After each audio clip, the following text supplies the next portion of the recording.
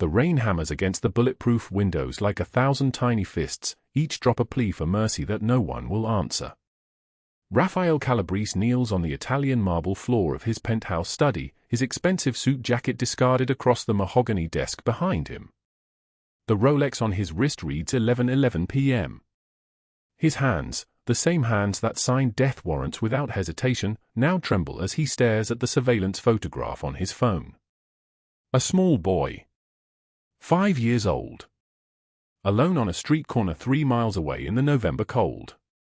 Micah. His nephew. His sister's only child. The boy who was supposed to be asleep in her apartment on the Upper East Side, tucked under a navy blue blanket with racing cars printed across it. But Micah is not in that bed. Micah has vanished again, and this is the 4th time this month. 4 times. 12 bodyguards stand frozen in the shadows of the study. Marco, Enzo, Vinny, and 9 others whose names Rafael knows but whose usefulness means nothing in this moment. These are men trained to move at his command, men who have watched him dismantle rivals with a single whispered word. But Rafael cannot whisper. Rafael cannot speak. His throat is closed around a terror so pure and electric that it has drained every other thought from his mind. His fingers press the photograph again, as if staring harder will change what he sees. The child stands beneath a streetlight in the rain. No jacket. No shoes that fit. Just a small silhouette that looks so fragile, so impossible to protect.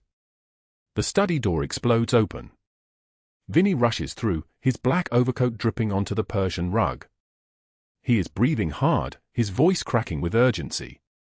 "Boss. We found him. Some delivery girl found him near 5th Avenue. She's with him now at Morton's Diner on 5th and 42nd. She won't leave him.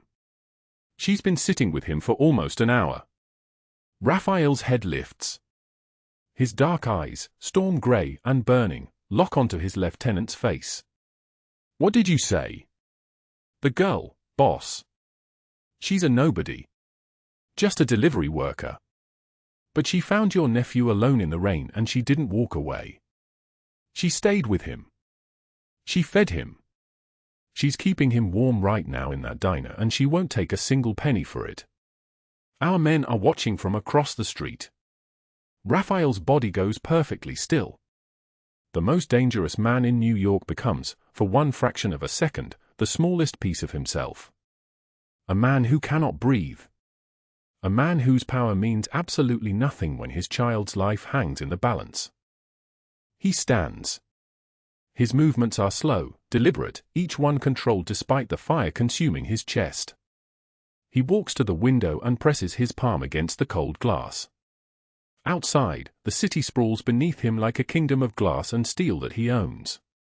Every business, every territory, every man who wears a gun in this city answers to the name Calabrese.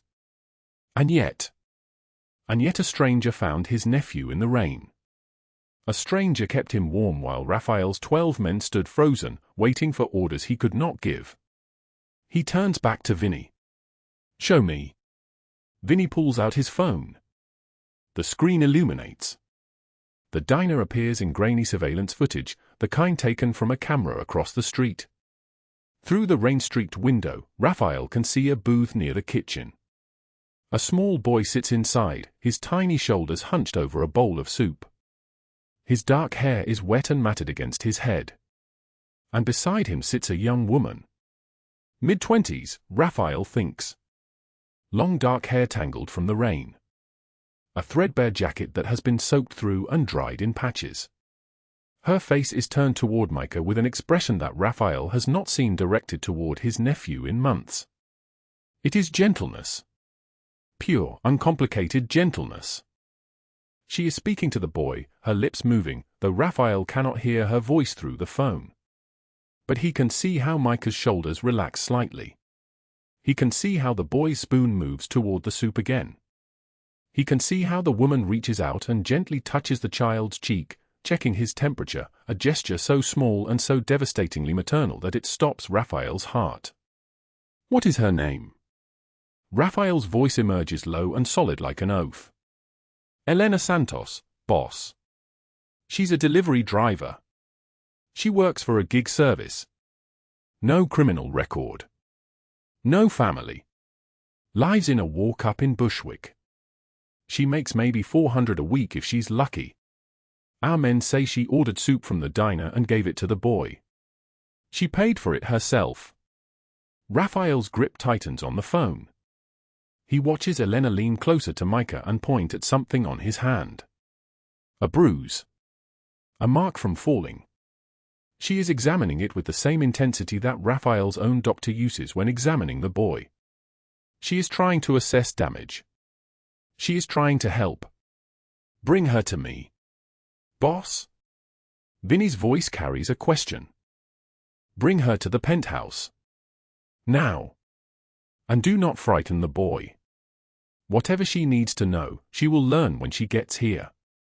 But the moment she steps off that elevator, she will understand that she has made contact with something far larger than herself. Vinny hesitates for only a second. Then he nods and turns toward the door. Vinny. The lieutenant stops. If anything happens to that child during the next 30 minutes, I will dismantle everything you have built in your life. I will dismantle your family. I will dismantle your memory. Do you understand? Yes, boss. The door closes. Rafael is alone again, holding the phone with its frozen image of the woman and the boy. He stares at the photograph for a long moment. Then he moves to his desk, sits in the leather chair that costs more than Elena Santos makes in 3 years, and he waits. Outside, the November rain continues its assault against the city. The clock on the wall ticks forward. 11:52 p.m. 11:53. The seconds accumulate like a debt that cannot be repaid. Rafael opens a drawer in his desk and removes a file. Inside are photographs of the past 15 years. A woman in a hospital bed, exhausted but smiling. Ultrasound images. A positive pregnancy test held in trembling hands. And then, at the bottom of the file, a single white envelope sealed with tape. He does not open it. He has not opened it in 15 years. He will not open it now.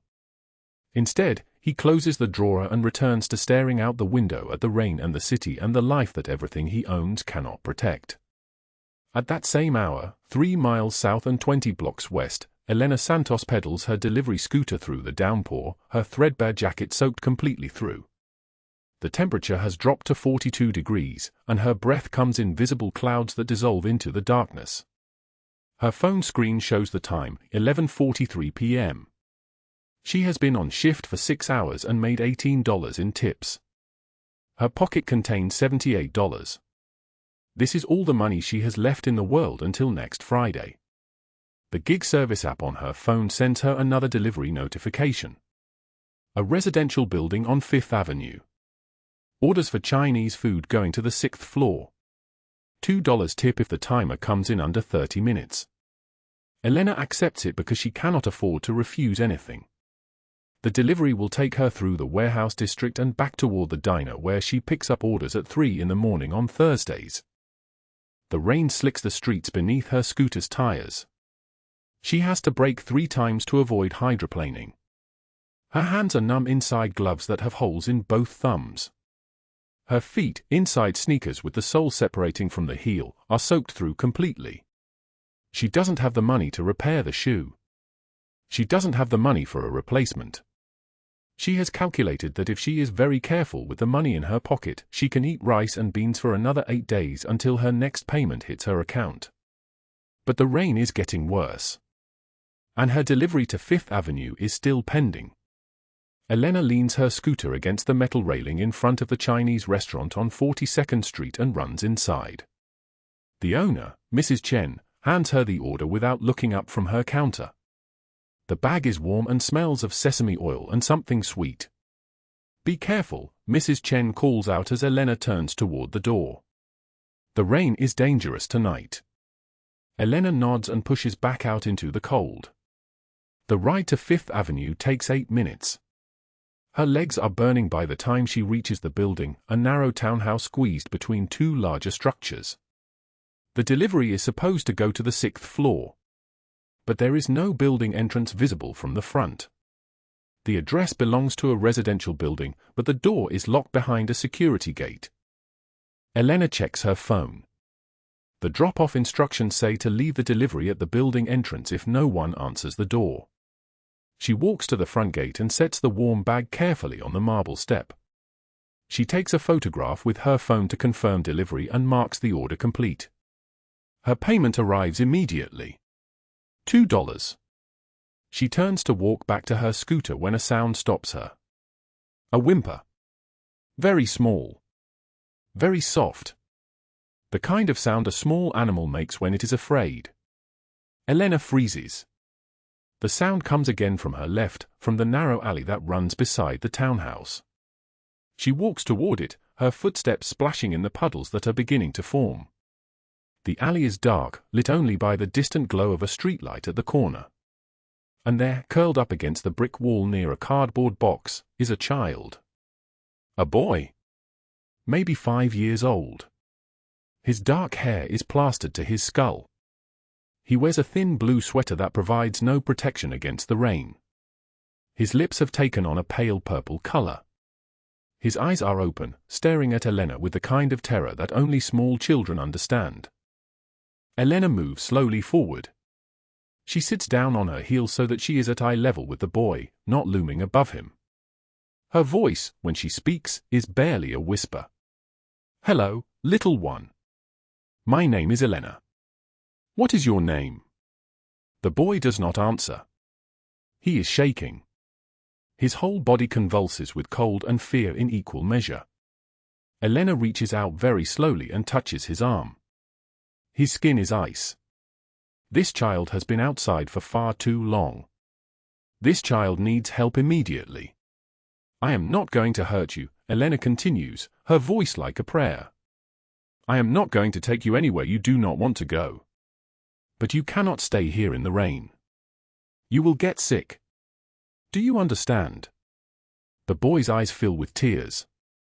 "Everyone leaves," he whispers. His voice is so small that Elena has to lean in to hear him.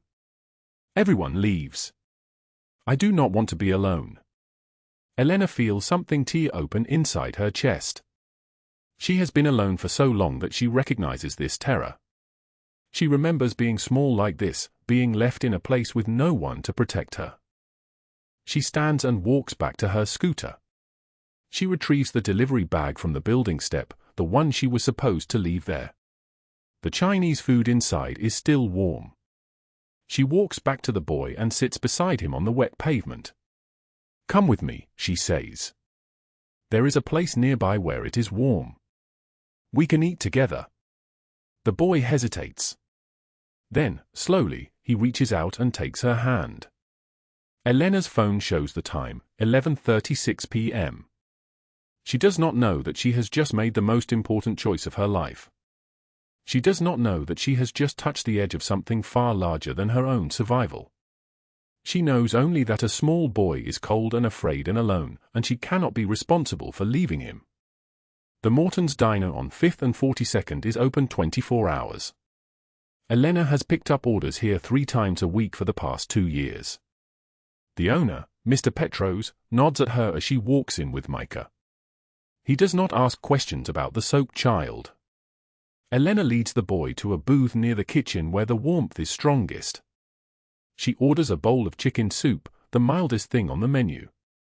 The server, a woman named Joyce who has seen Elena come through at strange hours for years, brings the soup quickly. No questions. No judgment. Elena sits across from Micah and watches him eat. He devours the soup in 3 minutes. His hands shake as he holds the spoon.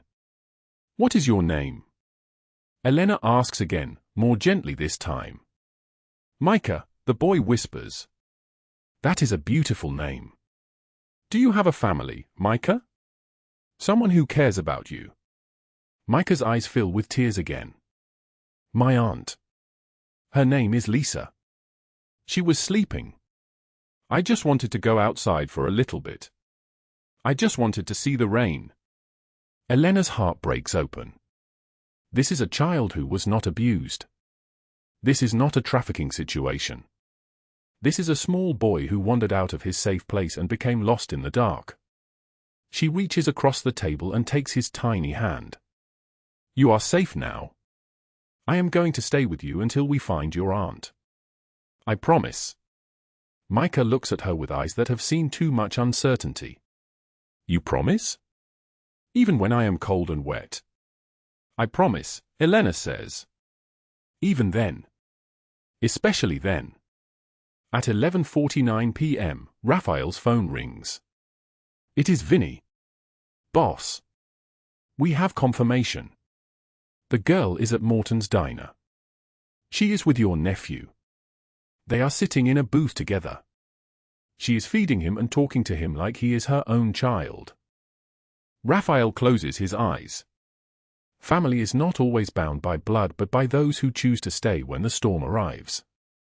He did not know that in the next 72 hours, his entire empire would be tested not by rivals or competitors, but by a woman with $78 in her pocket and a heart that refused to abandon a lost child in the rain. But what he would discover, as the night deepened and the rain continued to fall, was that real power had nothing to do with money or men or the fear that his name inspired. Real power was the quiet strength of someone with nothing to lose.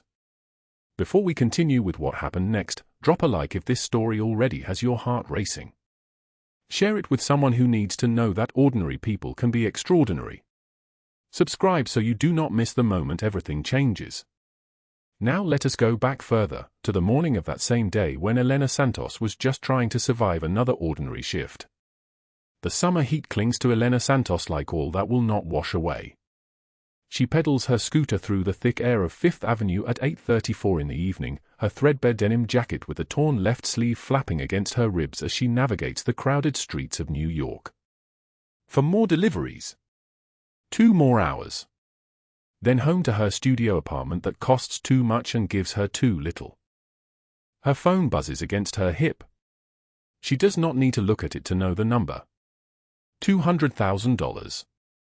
Tuition payment due in 3 days or she loses her spot in the nursing program at NYU. 3 days.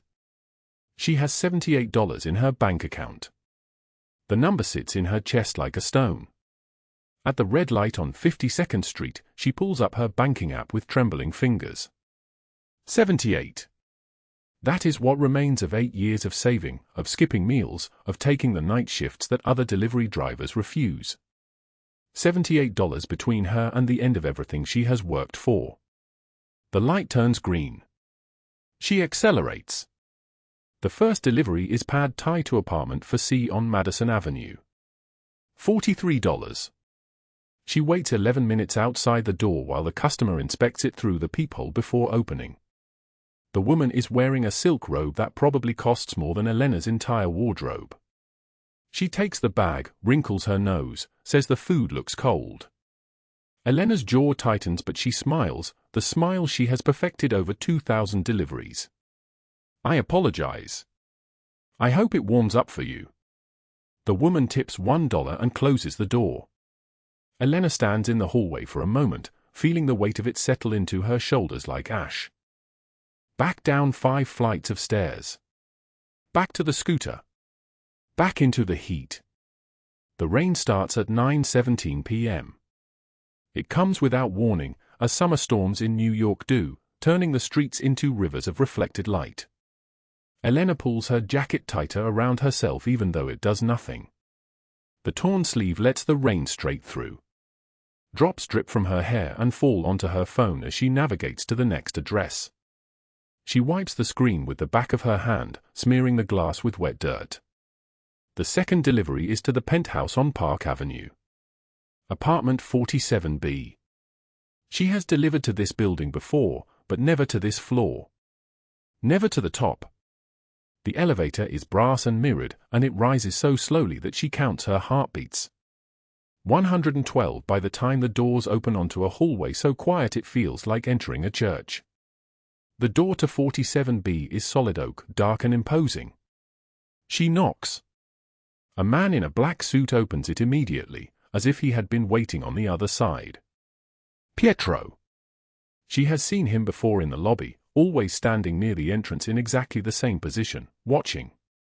His eyes flick across her face and settle on the delivery bag. He does not speak.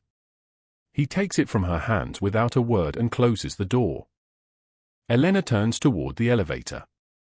But in the study 2 rooms away, a man sits in a leather chair watching her through the cracked doorway. Rafael Calabrese is 49 years old, though his face could be older, carved by decisions and losses that accumulate like scar tissue. His dark hair is silvered at the temples. A thin scar runs from his left eye to his cheekbone, white against his olive skin. He is wearing a white dress shirt open at the collar, and his wrists are heavy with the weight of a gold watch that costs more than most people earn in a year. He watches Elena count the bills that Pietro handed her. Her lips move silently. 1, 2, 3. Her eyes close for a moment, almost like a prayer. Something in the way she moves reminds him of someone. Someone he lost. The thought arrives and then withdraws before he can fully grasp it, like a hand reaching across water and then pulling back. He does not know her name. He does not know that she will change everything. Elena finishes her shift at 11:23 p.m. The rain has turned brutal, sheets of water coming down so hard that the streets are no longer visible, just blurred shapes of traffic lights and neon signs. Lightning cracks open the sky. She pedals through it, soaked through to the skin, counting down the miles to home. She is on 5th Avenue when she sees him. A small boy, no older than 6, standing alone outside Morton's diner. His Spider-Man shirt is plastered to his skin. He is trembling so badly that she can see it from 20 feet away. His sneakers are submerged in a puddle that reaches his ankles. The rain batters him like it is trying to break something inside him. Elena should keep riding. She has $78. She has 3 days. She has an entire future that is fragmenting like glass in her hands. She should keep riding. She parks her scooter. Hey! Hey, sweetheart, are you okay? She approaches slowly, the way you approach a wounded animal that might bolt. Where is your family? Where is your mommy? The boy does not answer. His lips are turning blue. He just shivers, staring at her with eyes that have already seen too much uncertainty for someone so small. Elena takes his wet hand. It is like holding ice. Come on. We are going inside where it is warm. Can you do that for me? They enter the diner together. The checkered floor is slick with rain tracked in by 100 other people. Neon lights buzz overhead, the sound cutting through the silence like a knife. The smell of stale coffee and grease hangs heavy in the air, mixing with the smell of rain and his wet clothes. The clock on the wall reads 11:31 p.m. A waitress approaches, and Elena holds up her hand. Just water and tomato soup. Please. She sits in the booth with him, and when the soup arrives, she takes out a plastic spoon from her delivery bag. The bag she was supposed to return. The bag that was not hers to use. She feeds him the soup, one spoonful at a time, and talks to him in a voice so gentle it sounds like soothing. She tells him about the time she found a kitten in the rain, about how the kitten was so scared it would not eat, but eventually it did. She tells him his name does not matter right now, that what matters is that he is warm and safe and not alone anymore. You promise, he asks. His voice is barely a whisper. You promise you will stay. I promise, Elena says. Even if you are cold and wet. Especially then. She stays with him for 1 hour. Then 2. At 12:38 a.m., she is still sitting across from him, still talking, still feeding him spoonfuls of soup that the waitress keeps bringing without being asked. The diner empties and fills and empties again around them. Other customers come and go. The rain continues to fall outside, steady and relentless. 3 blocks away, at a warehouse on the edge of the city, Rafael's phone rings. He is in a meeting with 6 men who have been trying to expand into his territory. The meeting is going badly. One of them, a man named Carmine, has just suggested something that would require Rafael to do business with someone he promised himself he would never work with again. Rafael is about to say no when his phone vibrates against the table. He looks at it. Vinny is calling. Rafael excuses himself and steps into the hallway. Speak. Boss. We have confirmation. Vinny's voice is tight, controlled. We have confirmation on the location. Rafael closes his eyes. The location. His nephew. The one thing in his world that he cannot control, cannot protect, cannot solve with money or men or the reputation that makes other men step aside when he approaches. Where? Rafael asks. Morton's Diner on 5th Avenue. East Side. He is in a booth near the back. Boss, he is with someone. He is with a girl. She is feeding him soup. She is talking to him like. Vinny stops. He does not need to finish. Rafael is silent for a long moment. Send someone to watch. Do not approach. Do not make a move. Just watch. Yes, boss. Rafael ends the call and stands in the hallway of the warehouse, listening to the sound of rain pounding against the windows. He thinks about the girl he saw leaving apartment 47B. He thinks about the way she counted her money with her eyes closed. He thinks about the fact that somewhere in this city, his nephew is sitting in a diner with a stranger, and for the first time in 2 years, he is eating soup instead of hiding. He thinks about the word Vinny did not finish. Like he is her own child. Rafael turns and walks back into the meeting. We are finished here, he says to the 6 men. Carmine, take your proposition elsewhere. The rest of you, out. Now. They leave without question. They have learned that when Rafael Calabrese's tone changes like this, like wind shifting before a storm, it means something has shifted in his calculations. And when Rafael recalculates, people either move or they get moved. He sits alone in the warehouse and opens his desk drawer. From the back, behind documents and business records, he pulls out a small wooden box. Inside is a photograph of a woman with dark hair and kind eyes. Beside the photograph is a pair of baby shoes, so small they fit in the palm of his hand. The shoes are pale blue. They were made for a child who never got to wear them. 15 years ago, his wife was pregnant.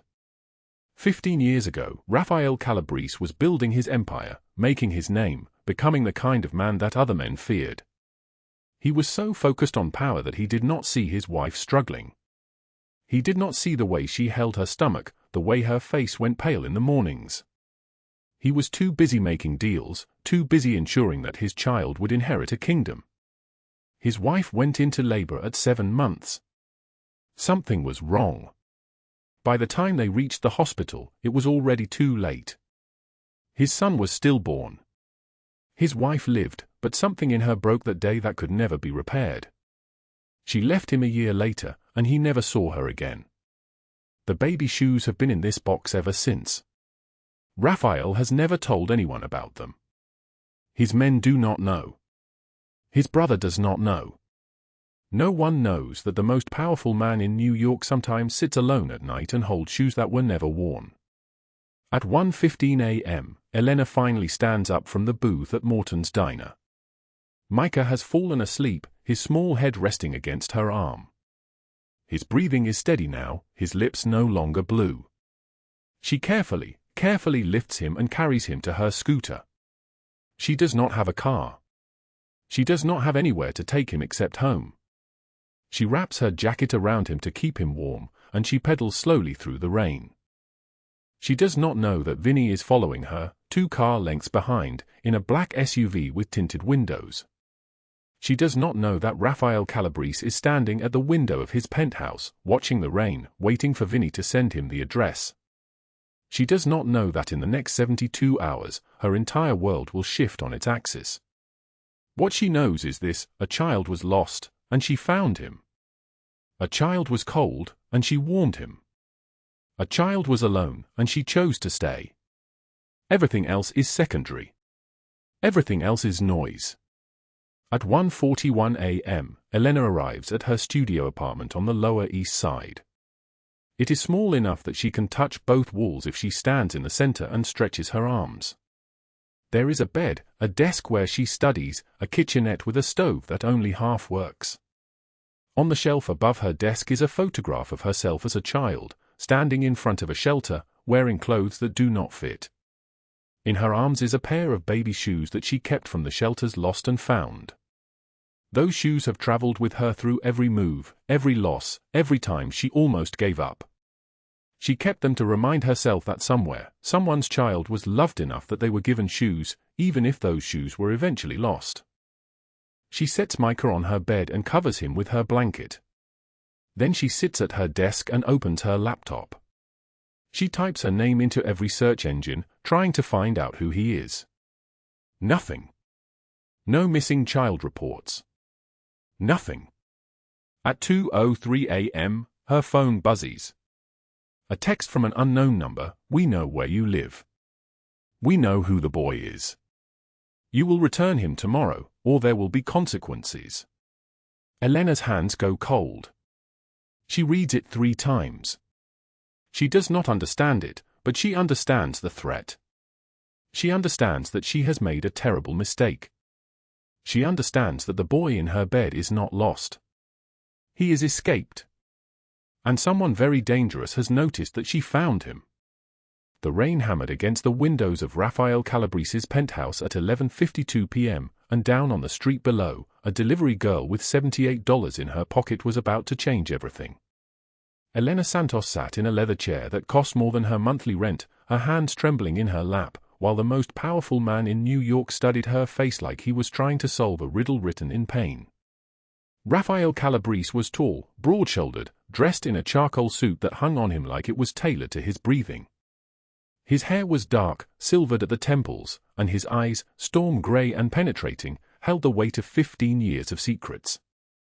A scar ran from his left eye to his cheekbone, a map of a life lived in shadows. He sat across from her, his gold watch catching the light of the city below, and he did not look away. "Tell me your name again," Rafael said, his voice deep and solid like an oath. "Elena Santos," she whispered. "I'm on the clock. I have 6 more deliveries."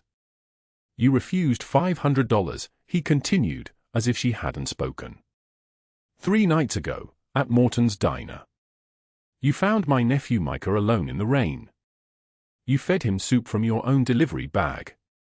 You stayed with him for an hour, and when I offered you money, you pushed it back across the table. Nobody refuses money they need. You need it. I saw your apartment." Elena's face went white. "You followed me." "I needed to understand who you are," Rafael said. His hands were perfectly still on the desk in front of him. "You saved my nephew when you had every reason to keep riding. Every reason to let someone else find him. That matters to me." Elena stood up so fast the leather chair scraped backward. "How do you know about my apartment? How do you know anything about me?" "Sit down," Rafael said quietly. It was not a request. "She Saturday.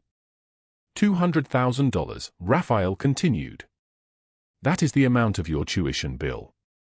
Due in 48 hours. You have been accepted to Columbia University's nursing program. Your grades are exceptional. You work 2 jobs. You have not eaten a full meal in 8 days. The last thing you bought that was not food or textbooks was a pair of socks, which cost $4.99 on sale." Elena's hands were shaking. "Why are you telling me this? Why do you even know this?" Rafael leaned back in his chair. Behind him, through the floor-to-ceiling windows, the city stretched out like a kingdom he had built and could destroy with a telephone call.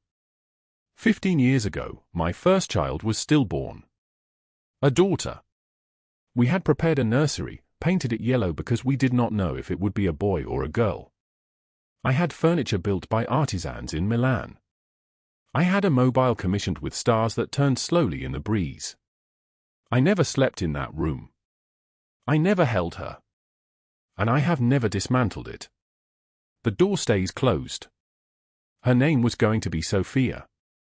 Elena felt something shift in her chest, a recognition of grief so complete it seemed to echo through the marble and glass around them. "When I saw you with Micah," Rafael continued, I saw someone who protects without asking for anything back. I saw someone who stayed when the world told her to run. And I saw Sophia in you. Not the child I lost, but the kind of person she might have become. Elena's voice cracked. I'm nobody. I deliver food. You are whatever you are. This doesn't make sense. It makes perfect sense, Rafael said. The question is whether you are brave enough to accept help, or whether you will keep drowning because accepting a hand extended makes you feel like you owe something you cannot pay. The room fell silent except for the rain against the glass. Outside, the city hummed with a million lives, and inside this penthouse, two people sat across from each other separated by everything except the one thing that mattered. They had both learned to survive alone. I want to show you something, Rafael said, standing. Come with me. He led her down a hallway lined with photographs of Micah at different ages, the boy laughing in all of them. At the end of the hallway was a door, painted pale yellow. Rafael opened it slowly. The nursery inside was exactly as he had described it. A white crib stood in the center of the room, untouched. The mobile with stars hung above it, frozen. Soft yellow walls caught the light from the city below, and somewhere in this room, Rafael had spent 15 years not grieving because grief required admitting the pain was real. Elena stepped inside and felt the weight of it immediately. This was not a room. This was a tomb. I have never brought anyone in here, Rafael whispered. Not my wife before the miscarriage. Not my men. Not even Micah knows this room exists. Elena reached into her jacket pocket and pulled out something wrapped in tissue paper. Her hands were shaking as she unwrapped it. Inside were a pair of baby shoes, small and worn, the fabric faded to a shade between grey and white. The laces were missing.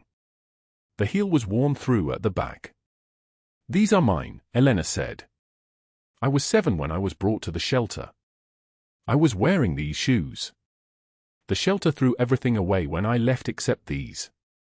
They were going to throw them away too, but I stole them. I have carried them my entire life. They are all I have from before I remember. Rafael stared at the shoes. He stared at her hands holding them. Then he reached out and took them, very gently, as if they were made of something more fragile than leather. Sophia, he said, and it was the first time in 15 years he had spoken his daughter's name out loud to another person. Elena closed her eyes. Behind them, in the hallway, Marcus Webb pressed his body against the wall, hidden in shadow. He had come to find his uncle, to apologize for something trivial, to maintain the appearance of family loyalty. Instead, he had found this. A moment so intimate, so raw, that it felt like violence to witness it. His uncle, Rafael Calabrese, the man who had built an empire on the principle that weakness was something to be excised like a tumor, was standing in a dead child's nursery, holding a dead child's shoes, with tears running down his scarred face. Marcus's expression twisted into something ugly. His phone was in his hand before his brain caught up, before he realized what he was doing. He recorded 7 seconds of video, Rafael's tears, Elena's face, the shoes. Then he turned and walked back down the hallway, his shoes silent on the marble. At the end of the hall, Margaret Harrington stood waiting with her arms crossed. She had followed Marcus to the penthouse, sleek and dangerous in a white dress that cost more than Elena Santos made in a year. Her cheekbones were sharp enough to cut, and her eyes held the particular cruelty of someone who had never been told no. Well, she asked, reading his face. Marcus showed her the video. She watched it twice, and then a smile spread across her face like poison into water. He is losing his mind, Margaret whispered. Over a delivery girl. A nobody with nothing. She is not nobody, Marcus said. She is a problem. No, Margaret said, and her voice dropped to something that sounded almost like affection. She is an opportunity. If Rafael Calabrese is willing to cry in a dead child's room for her, then she is the most powerful leverage we will ever have. And we both know exactly how to use her. Inside the nursery, Rafael and Elena stood in silence. The rain continued its assault on the windows. The city continued its indifferent humming. And somewhere in the building, Marcus Webb's phone buzzed with a text message from Margaret, "I have an idea." At 1:23 in the morning, the rain hammered against the concrete like fists demanding entry. Elena Santos wheeled her delivery scooter toward the parking lot behind her apartment building, her shoulders aching from 8 hours of pedaling through the downpour. The storm had turned the city into something unrecognizable, all shadow and fury. She didn't hear the footsteps until they were already surrounding her. Marcus Webb emerged from between two parked cars, his expensive designer jacket soaked dark, his face twisted with something that looked like hunger. Behind him came Margaret Harrington, her white dress clinging to her frame like something predatory, her blonde hair plastered to her cheekbones. She looked like a blade wrapped in ice. Elena's stomach dropped. "You think you can take what's mine?" Marcus's voice cracked with rage. His hands were already reaching, already closing around Elena's arm with enough force to cut off the blood. He slammed her backward against the brick wall so hard the impact knocked the air from her lungs. "My uncle's attention. My family's money. My entire future." Elena gasped, trying to pull away. "I don't know what you're talking about. Let me go." Margaret stepped closer, her heels clicking on the wet pavement. When she spoke, her voice dripped venom like poison into water. "You're a parasite. A street rat playing dress-up in a world you don't belong in. Rafael feels sorry for you, that's all. The moment he gets bored, you'll be back to delivering noodles in the rain for people who won't even look at your face." The words landed like blows, but they were nothing compared to what came next. Marcus's grip tightened until Elena's fingers went numb. "Stay away from Micah. Stay away from my uncle. Or I'll make sure you disappear so completely that nobody remembers you ever existed." Elena looked at him, really looked at him, and saw something broken masquerading as power.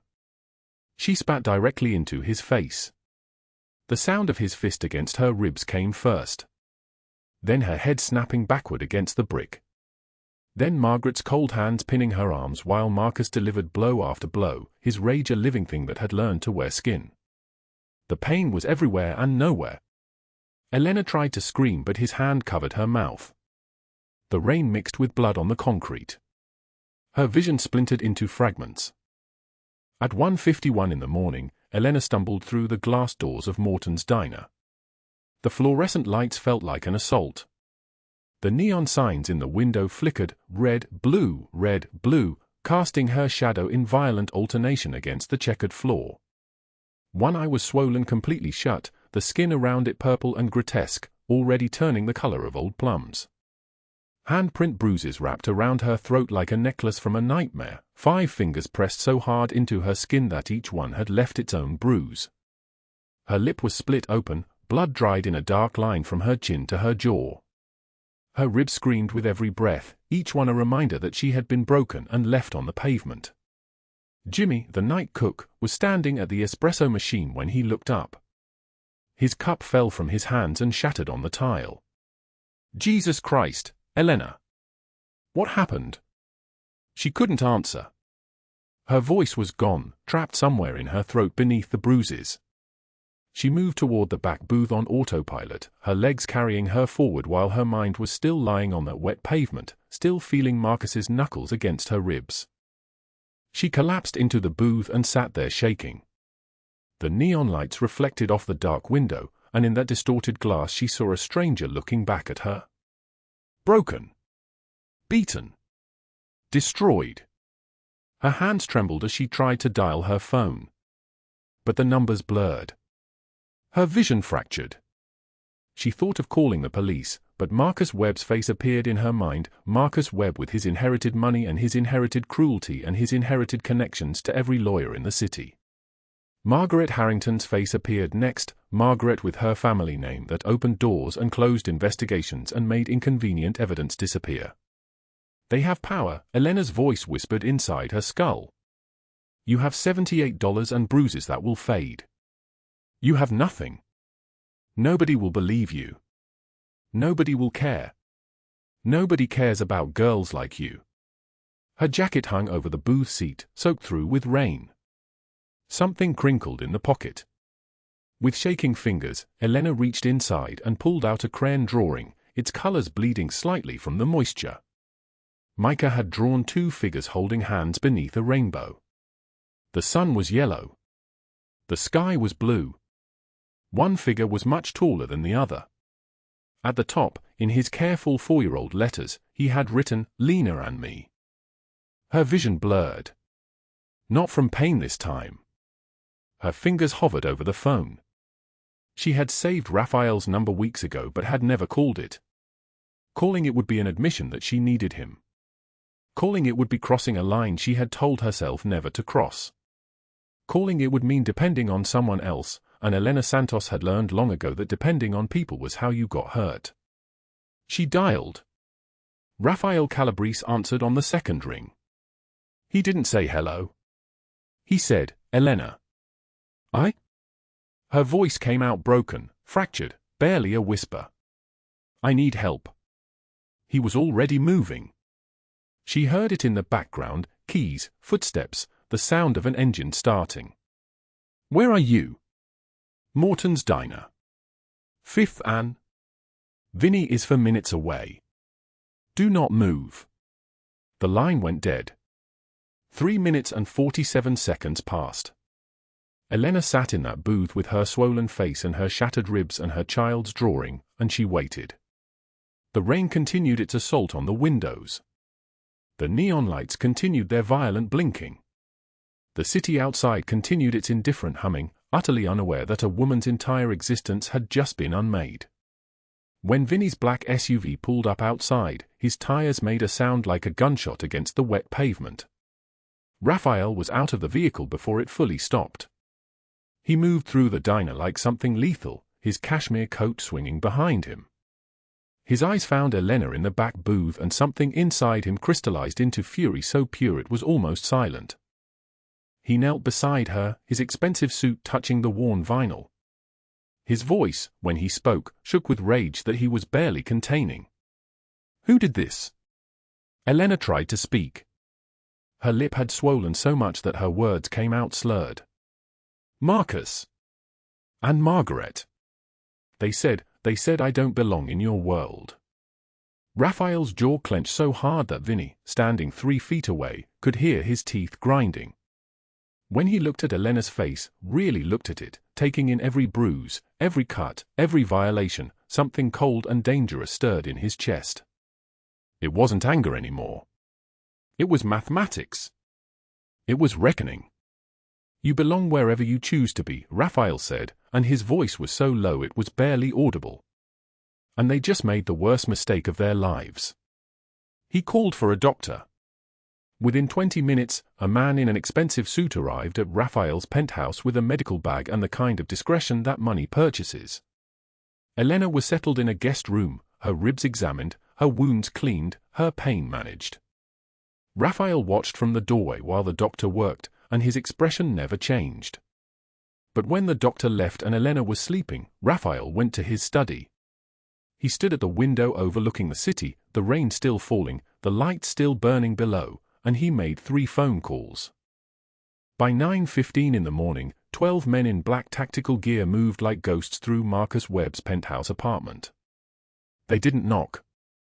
They didn't announce themselves. They simply appeared, moving through his space like a reminder that some doors can always be opened, some locks can always be broken. Marcus was still asleep, hungover, when they dragged him from his bed. He hit the marble floor hard, gasping, disoriented. Rafael stood in his living room with his cashmere coat still draped over his shoulders, looking at his nephew like he was examining something dead. "Uncle, this is a misunderstanding," Marcus tried to bluster, tried to use his name like a shield. Rafael's voice cut through his words like a blade. "You put your hands on someone under my protection. You beat a woman who weighs 120 pounds because you're a coward too weak to face the consequences of your own failures." Marcus dropped to his knees, trembling like a cornered animal. I'm sorry, please, I'll disappear, I'll leave the country, I'll..."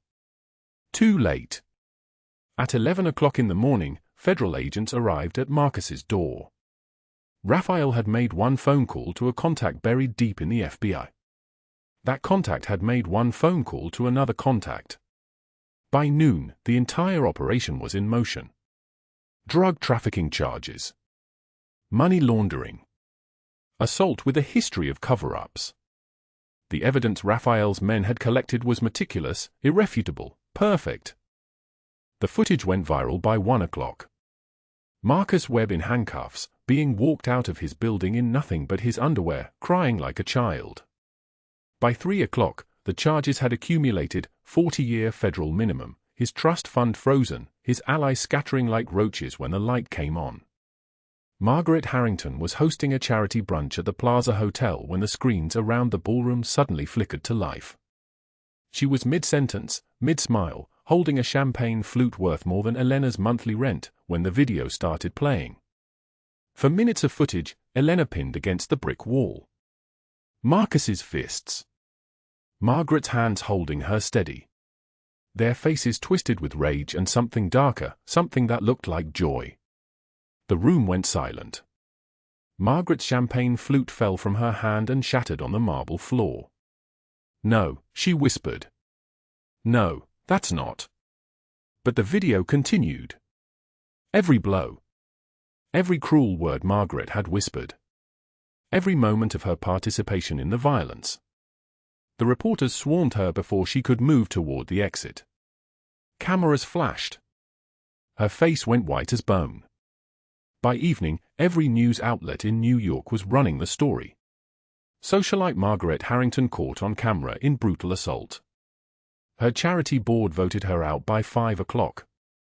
Her family disowned her by 3. Her lawyers called with news of criminal charges, civil lawsuits, total social annihilation.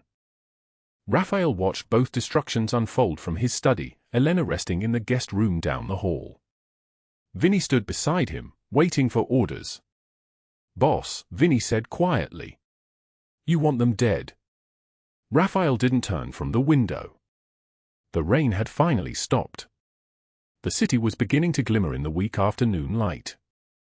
"No," he said. "Death would be too quick, too easy, too merciful. I want them to live a long life knowing they destroyed themselves the moment they touched her." 6 months had passed since the night the video destroyed Marcus Webb and Margaret Harrington. The city had moved on to new scandals, new crimes, new reasons to gasp. But in the quiet hours of the morning, in a booth at Morton's Diner with checkered floors and dying neon lights, Elena Santos and Rafael Calabrese sat across from each other like two people who had learned to breathe again. Elena wore a professional suit now, navy blue with clean lines, something she had bought with her own money from her job at Mount Sinai Hospital. Her nursing degree hung framed in her apartment, a small studio in Washington Heights that she could afford on her salary, no help from Rafael except the bulletproof sedan that still waited outside whenever she needed it. She had refused to live in his penthouse, and he had respected that choice without argument. When she said no, he listened. The coffee between them steamed in white ceramic cups, the kind that had chips on the rim from years of use. Rafael held his cup without drinking, watching her over the edge like he was still trying to understand how she had rebuilt herself so completely. "You're staring," Elena said, not looking up from her eggs. "I am," Rafael replied, his voice like thunder settling into the distance. "I have been staring at you for 6 months now. I do not think I will ever stop." Elena set her fork down carefully. The sound was small against the silence of the empty diner. Outside, the city was still dark. It was 2:24 in the morning, their time, their place. The waitress who had served them 1,000 times no longer asked for their order. She simply brought what they wanted and left them alone. "You know what I realized," Elena said, finally meeting his eyes. "When I was sick last week with the flu, I almost didn't call you. I almost called the hospital nurse line instead because I did not want to bother you with something so small." Rafael's expression hardened slightly. "You called at midnight. Vinny brought you soup and sat in your apartment for 4 hours. "Exactly. And I sat there thinking about the Elena who existed before all this, the one who would have suffered alone because she had been trained to believe her pain was an inconvenience to everyone around her." She paused, pushing food around her plate. "That girl is dead. I do not know when she died exactly, but she is gone. She died the moment you stopped believing you were nobody, Rafael said. The word hung between them. Nobody. It had lived in the space between them since that first night in the diner when a Mafia boss had watched a delivery girl feed soup to a lost child in the rain. Nobody had become everything because one man had decided to see her. Elena reached across the table. Her hand was steady now, her grip strong. She had worked 2 double shifts last week without complaint, and her hand showed the calluses of someone who had chosen to serve others, not because she had no choice, but because she wanted to. Rafael took her hand like it was made of something precious. I got offered a position, Elena said quietly. Director of Community Health Outreach at the hospital. It starts next month. They want me to build a program for unhoused populations. Rafael's entire face changed. The hardness melted. In that moment, he was not a man who controlled a criminal empire. He was simply a man hearing that the woman he loved was stepping into her own power. Elena, he said. Just her name. Nothing else. Everything else. It pays $95,000 a year, she continued, and there was pride in her voice now, the kind that could not be bought. I will not need your help. I never did, but now I absolutely will not. Do you understand what I am saying? Rafael nodded slowly. I understand. You are saying that you choose to stay because you want to, not because you need to.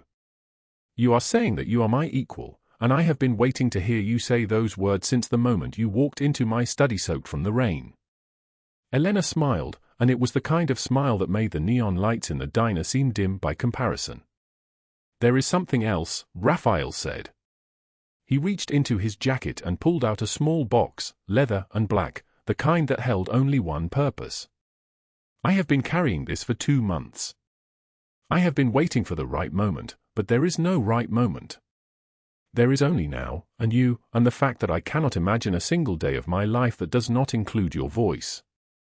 The box opened to show a ring, simple and elegant, a diamond that caught the neon light and scattered it into 1,000 colors across the checkered floor. Marry me, Rafael said. Not a question. A statement. A vow. Not because I am powerful and you need protection. Marry me because I am powerless without you, and I have finally learned that that is exactly where I need to be. Elena's breath came in short. Tears gathered in her eyes, the kind that took time to arrive but meant everything when they did. She did not speak. She simply pulled her hand away and held it out to him, and Rafael slid the ring onto her finger with the care of someone placing something sacred. The waitress who had served them countless times emerged from the kitchen carrying a plate of fresh pie.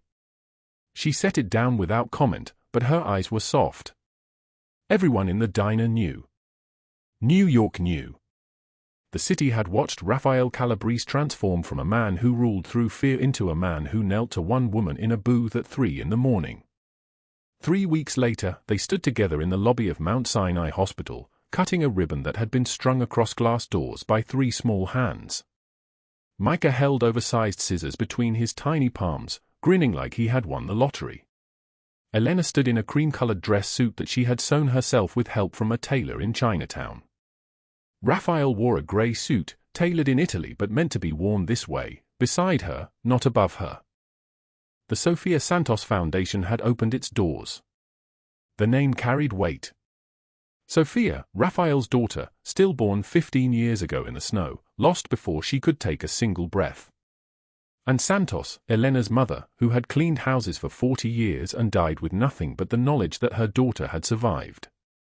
2 names, 2 women, 1 foundation dedicated to giving young people from shelters and low-income backgrounds the chance that Elena had fought for.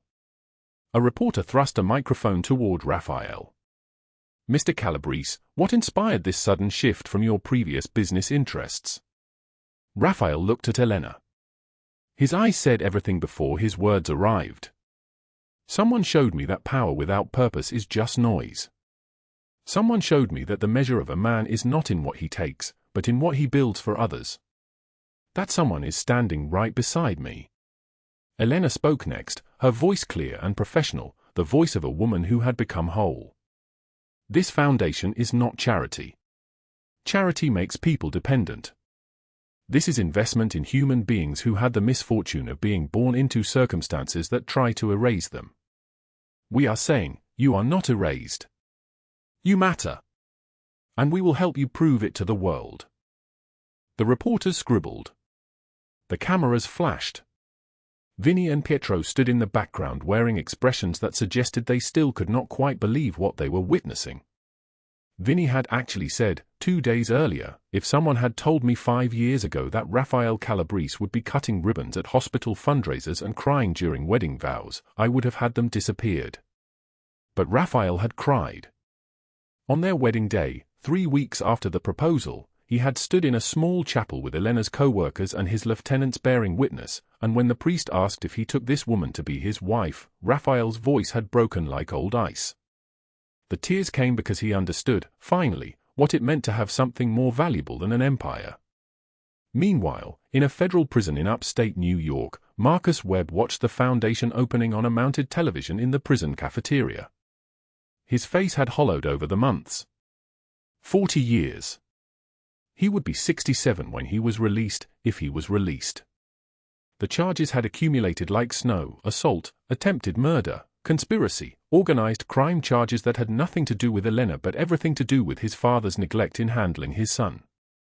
The money his family had spent on lawyers could have fed Elena's entire family for a decade, but it had only delayed the inevitable. He saw Elena's face on the screen, happy and whole, and something in him understood that he had paid the price not in prison time but in knowing that she had survived despite him, and thrived beyond him. Margaret Harrington worked reception at a dental office in Jackson Heights now. She answered phones and scheduled appointments for $52 an hour.